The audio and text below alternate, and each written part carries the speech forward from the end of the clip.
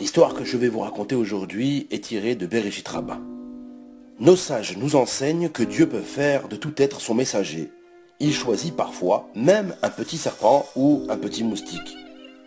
Rien n'a été fait inutilement dans ce monde, comme l'histoire de Titus, l'empereur romain, qui détruisit le temple juif, le Beth Amikdash. Après avoir conquis Jérusalem, l'empereur, fier de sa victoire, se mit à blasphémer Dieu. « J'ai vaincu le Dieu d'Israël dans sa maison. J'ai été plus fort que lui. Dieu n'a pas eu la force de m'empêcher de faire tout ce que je désirais. » Le méchant Titus ne comprit pas qu'il n'avait été que une hache dans la main d'un bûcheron. Il avait été l'instrument de Dieu pour punir le peuple juif et l'appeler au repentir à la Teshuvah. Pourtant, il était certain qu'il avait remporté la victoire grâce à son intelligence et à sa témérité. Quand il entra triomphalement dans les cours déserts du Beth Amikdash, il ordonna à ses serviteurs de s'emparer de tous les ustensiles sacrés.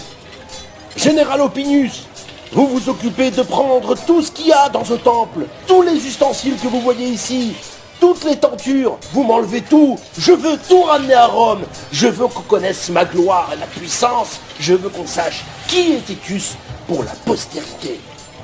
À vos ordres, votre majesté, nous allons récupérer tout ce qu'il y a dans le temple des Juifs pour pouvoir le mettre sur votre bateau et ramener tout cela à Rome. Cela sera fait selon vos désirs et vos ordres. » Une fois les ordres accomplis, Titus s'embarqua sur son bateau décoré magnifiquement. À la vue des ustensiles du temple, amassés en un tas immense, son orgueil ne connut plus de bornes. Le bateau leva l'ancre et commença son long voyage. Regardez-moi tout ce tas d'or, tous ces ustensiles magnifiques. Ils sont là devant moi, ils sont beaux. Je suis le plus fort. J'ai gagné et je suis là en route pour Rome. Au cours de ce long voyage, la mer devint mouvementée. Une terrible tempête se déclara. Une vague énorme s'éleva et fit presque couler le bateau. Tous les voyageurs tremblèrent de peur. Mais Titus, le méchant, ne ressentit que de la colère. Il s'agrippa à la balustrade du pont pour que les vagues et le vent ne l'entraînent pas dans la mer, et il dressa la tête haute et se mit à blasphémer Dieu. « Je vois que le Dieu des Juifs n'est puissant que sur les eaux. Il a puni la génération du déluge par l'eau. Il a noyé les Égyptiens dans la mer. Lorsque j'étais dans sa maison, le temple n'avait même pas la force de me vaincre. Mais à présent que je suis en mer, il vient lutter contre moi. S'il est réellement puissant, qu'il se mesure avec moi sur la terre ferme, nous verrons alors qui l'emportera. » Le méchant Titus hurla ces paroles insensées, sans comprendre que si la tempête avait été envoyée par Dieu, c'était pour lui rappeler qu'il était le maître tout-puissant du monde et qu'il pouvait disposer de tout, comme de lui, Titus. « Pécheur, dit Dieu, tu ne recevras pas la punition que tu mérites dans cette violente tempête. Je te l'enverrai par l'intermédiaire d'une toute petite créature, une des plus insignifiantes que j'ai créées dans mon monde. » Dieu ordonna à la mer de s'apaiser et celle-ci redevient calme. Titus continua son voyage sans incident. Lorsqu'il arriva à Rome, le peuple entier vient l'accueillir, vêtu en habit de fête et muni d'instruments de musique. « Vive l'empereur! Vive l'empereur tout-puissant !» acclama la foule. « Vive le vainqueur !» En découvrant les ustensiles d'or et d'argent du Beth Amikdash, qui étaient d'une beauté sans pareille, la foule se réjouit encore davantage. L'empereur fut conduit triomphalement à travers toutes les rues de la ville, dans un défilé exceptionnel, alors que tout le monde dansait et jubilait de plaisir.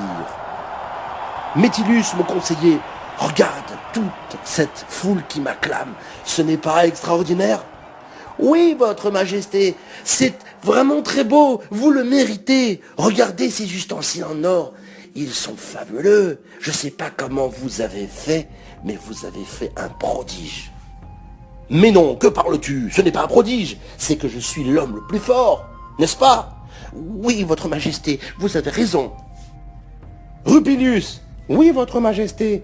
S'il te plaît, prépare-moi un bain afin que je puisse me laver et me relaxer de ce grand voyage que je viens de faire. »« Oui, votre majesté, bien sûr, tout de suite. »« Rupilius, oui, votre majesté. »« Tu me prépareras aussi le costume des empereurs romains pour ainsi recevoir les hommages des nobles et du peuple. Bien sûr, votre majesté, évidemment.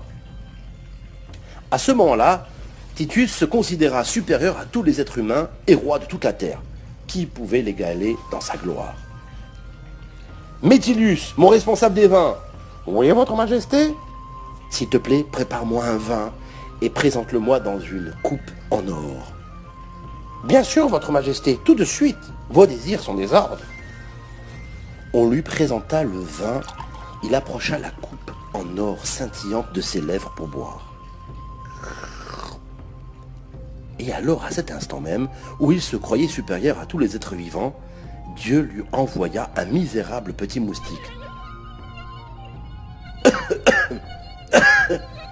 Qu'est-ce que c'est que ça? Votre majesté, qu'y a-t-il? Je ne sais pas. Il y a quelque chose qui est rentré dans mes narines. Je ne sais pas ce que c'est. Laissez-moi voir, votre majesté. Regarde. Mais je ne vois rien, votre majesté. Bon, je ne sais pas ce que c'est. Nous verrons bien. Peu à peu, la joie de Titus disparut. Il commença à souffrir de maux de tête et devint de plus en plus triste et morose. Plus l'insecte grandissait dans sa tête et le piquait, plus les douleurs devenaient insupportables. Il ne trouvait plus le repos ni le jour ni la nuit. Entendez-vous ce bourdonnement? Vous l'entendez? Non, votre majesté, nous n'entendons pas de bourdonnement. Janus, mon médecin, tu entends le bourdonnement? Non, votre majesté, nous n'entendons pas de bourdonnement. Qu'y a-t-il? Je ne sais pas, il y a un bourdonnement ici, là, dans ma tête, j'entends dans mes oreilles un bruit sans arrêt, le jour et la nuit, je n'en peux plus. Qu'est-ce qui se passe?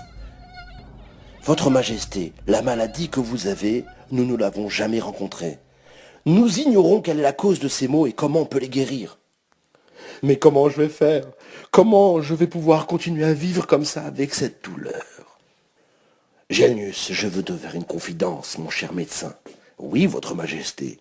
Eh bien, je sais pourquoi j'ai cette douleur. Ah bon, votre majesté, vous savez pourquoi? Oui, car j'ai blasphémé le Dieu des Juifs quand j'étais sur le bateau. Mais je ne m'excuserai pas, je ne me plierai pas. Tu sais pourquoi, Janus? Pourquoi, votre majesté? Parce que je suis l'empereur le plus puissant du monde. Titus connaissait donc la cause de sa maladie. Il comprenait que les paroles insolentes qu'il avait prononcées dans le Beth Amikdash et lors de son voyage en mer lui avaient attiré cette punition. Mais son cœur endurci ne lui permettait pas de s'humilier devant Dieu. Il ne demanda pas pardon et n'essaya pas non plus de se montrer bienveillant envers les Juifs pour expier ses péchés terribles. Il rechercha seulement les moyens pour soulager un peu ses souffrances. Votre Majesté, c'est Gelnus. Oui, Gelnus, que veux-tu? Eh bien, je pense, votre majesté, que vous devriez sortir un petit peu. Vous m'avez l'air triste et morose. Vous ne devez pas rester ici et enfermé dans votre palais. Bien, Janus. D'accord. Je vais sortir. Titus passa près d'un atelier, l'atelier d'un forgeron. Lorsque celui-ci frappa le fer sur l'enclume avec son marteau, le moustique cessa son mouvement. Voilà! Voilà, j'ai trouvé la solution, dit Titus avec joie. Monsieur le forgeron, s'il vous plaît, vous allez venir au palais et vous allez frapper avec votre marteau sur l'enclume dans mon palais. Bien, votre excellence, évidemment. Titus ordonna donc d'amener des forgerons chaque jour au palais. Ils devaient frapper sur l'enclume à tour de rôle avec leur marteau pendant des heures. Ils allégeaient ainsi un peu les douleurs de Titus. Si le forgeron était romain, Titus ordonnait de le payer 4 zouz, une monnaie de l'époque, pour sa peine. Mais s'il était juif, il devait travailler gratuitement. « Juif, tu es assez payé en me voyant souffrir de la sorte, en étant le témoin direct de la punition que Dieu inflige à votre ennemi. » Pendant 30 jours, il usa de cette méthode, mais finalement, les martèlements n'eurent plus d'effet. Le moustique s'y était habitué et continua